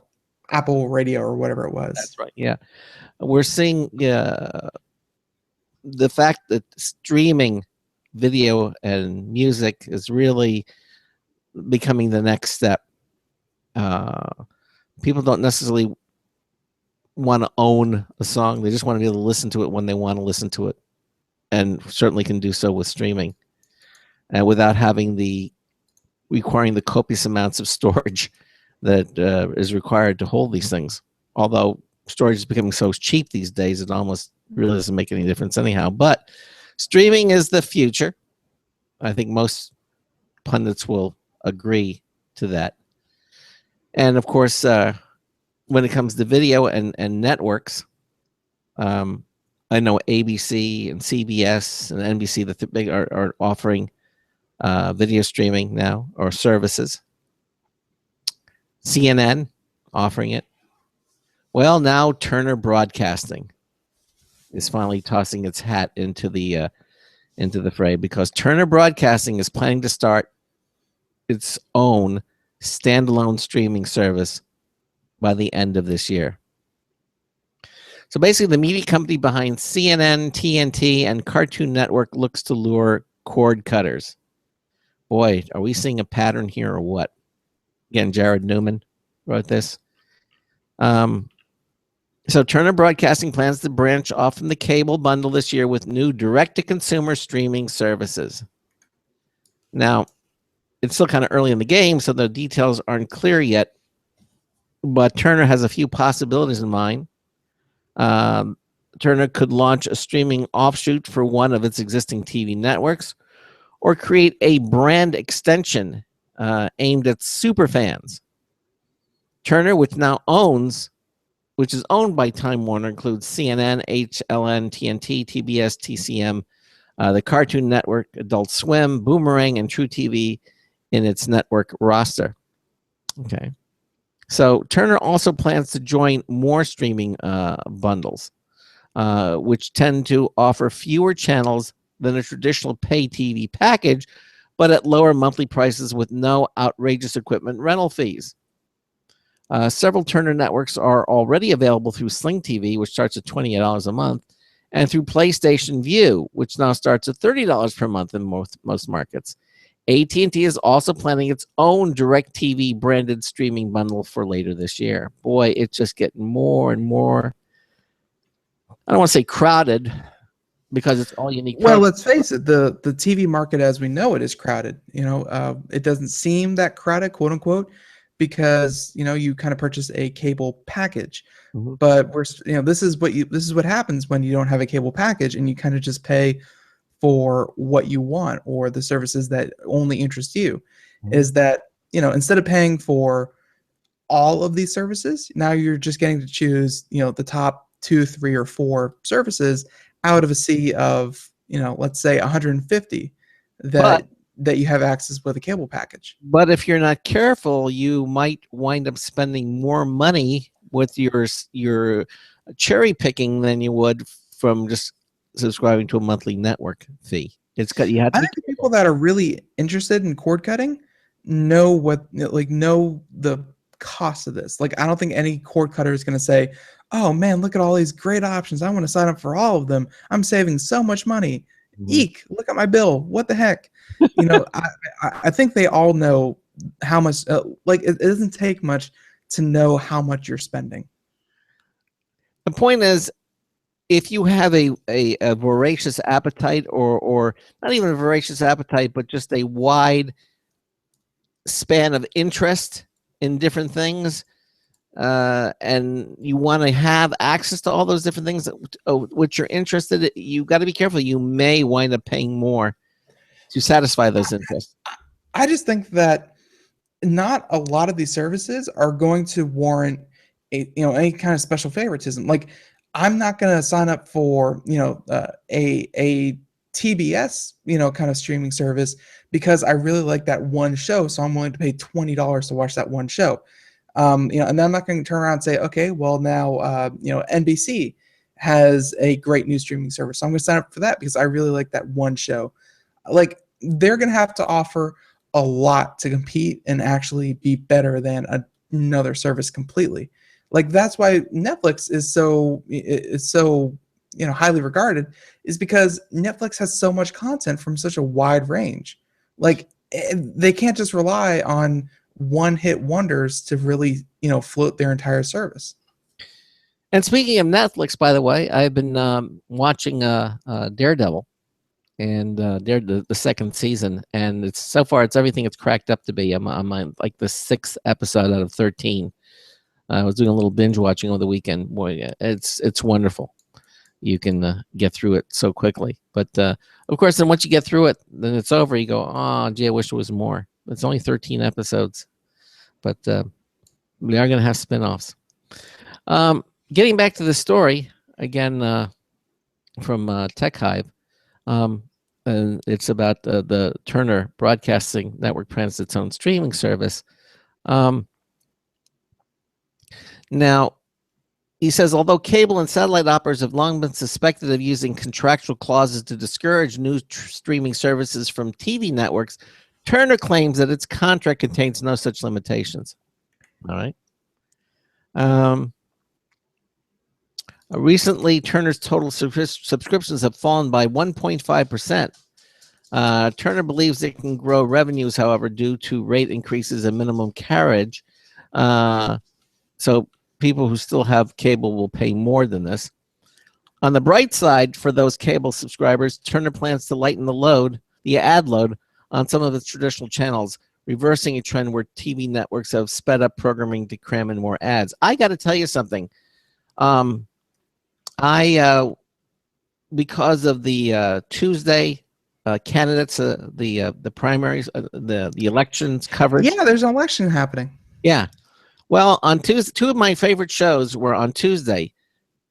They didn't get preempted; they got stepped on. Big chunks of the program were just, we interrupt this to bring the candidate and everything, and did not continue the program.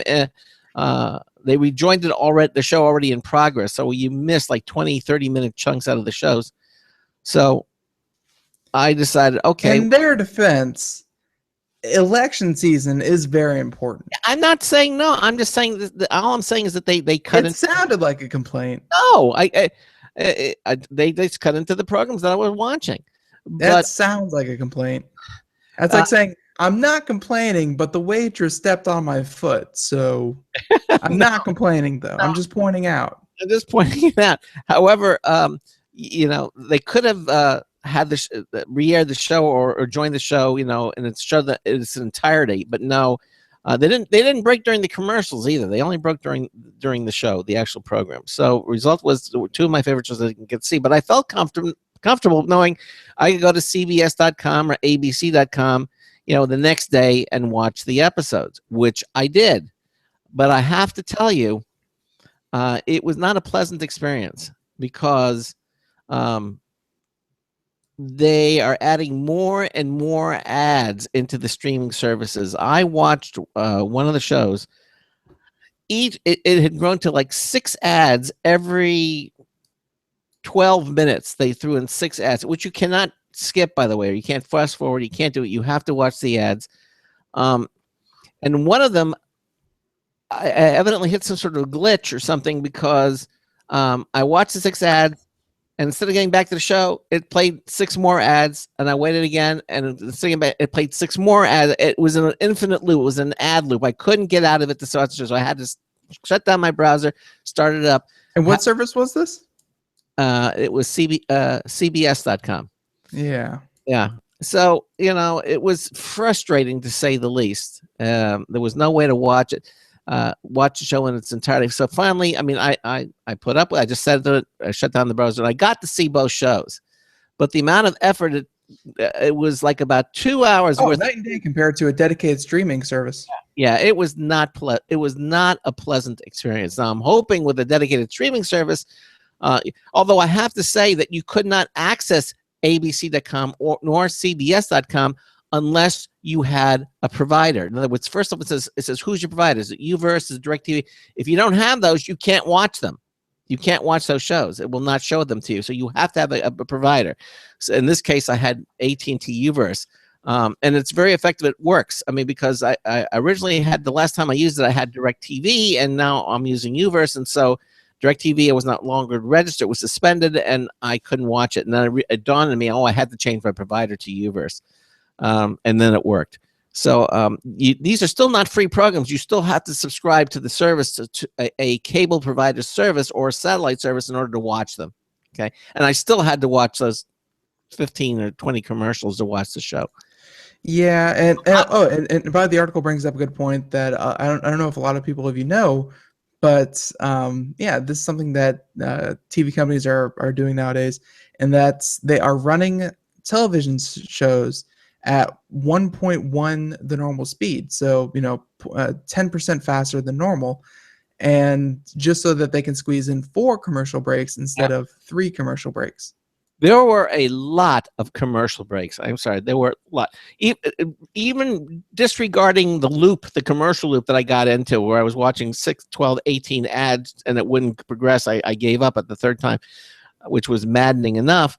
But Still, it's a lot of. They have a lot of commercials, a lot more than if you'd watch it on normal television. There was a lot more, and this was not a free service. Again, I have to say that you had to have subscribed to a cable provider in order to watch this. So technically, these were not free. You had to have them, and they still lambasted you with a lot of ads. So I was not pleased with that.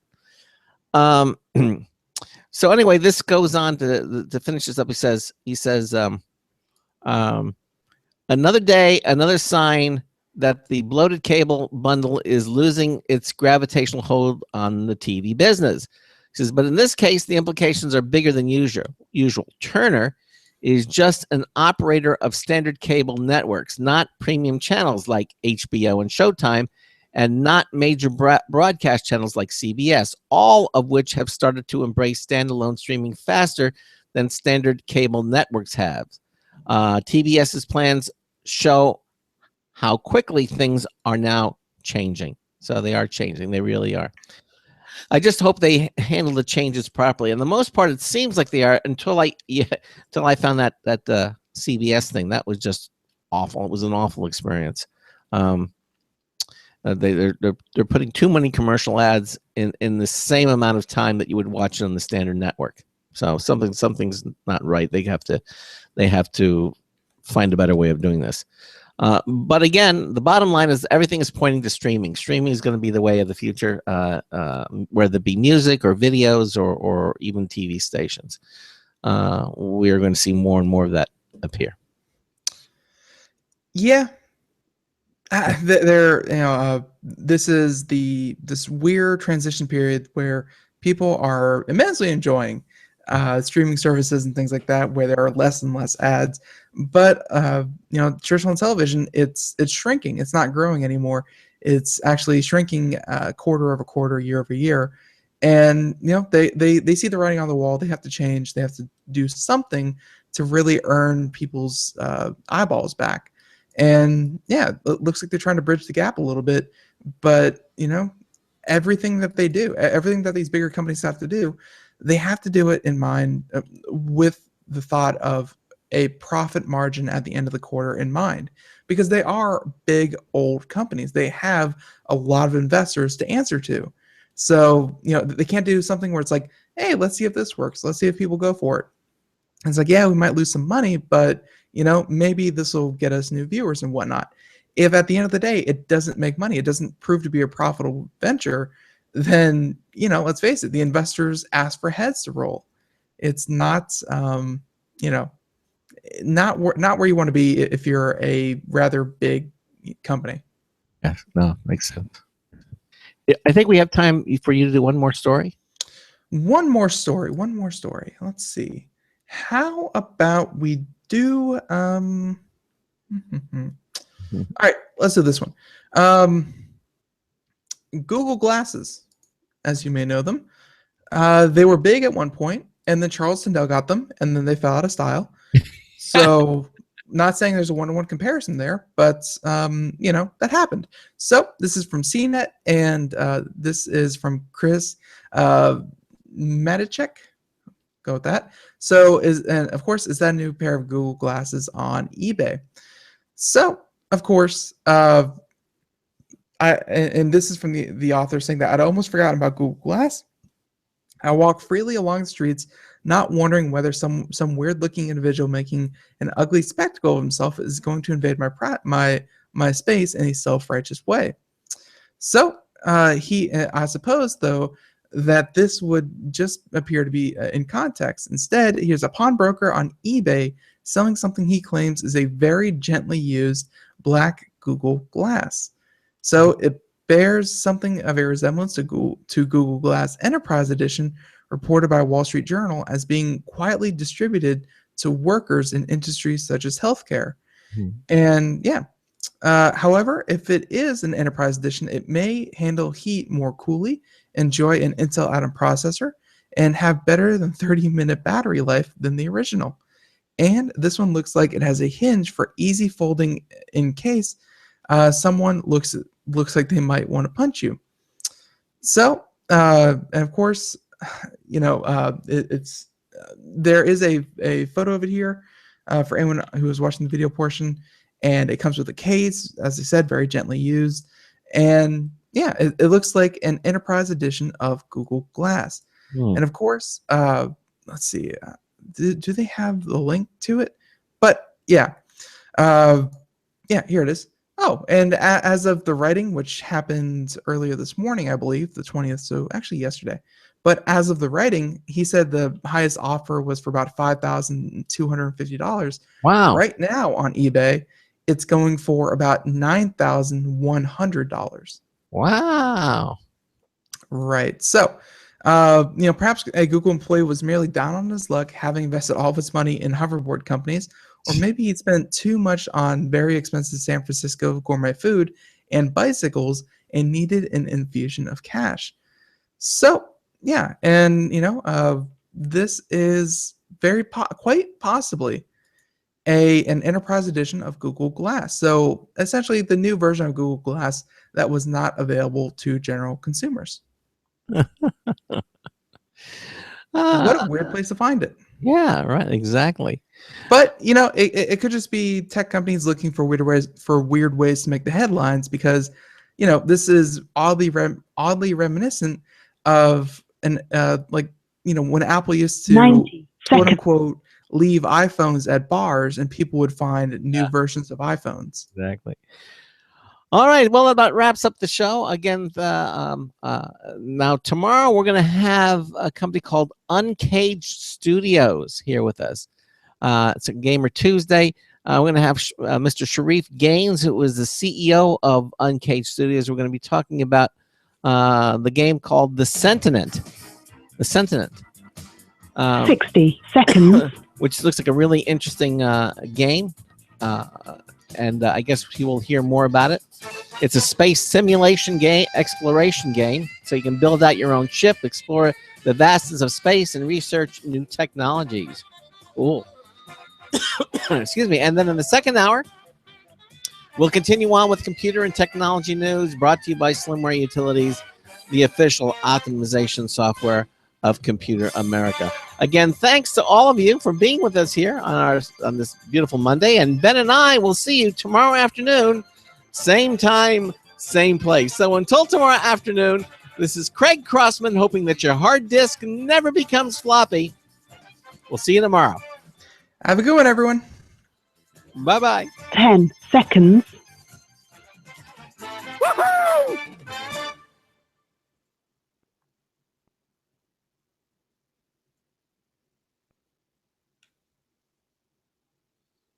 Thank you for using Blog Talk Radio. Goodbye. Okay, everybody. Again, thanks for watching. We've got what is it? Sentient Games is going to be. Uncaged Studios is going to be here with us, and it should be an interesting show. Look forward to it, and we look forward to seeing all of you here tomorrow afternoon. Take care. Bye bye. Have a great afternoon, everyone. Bye.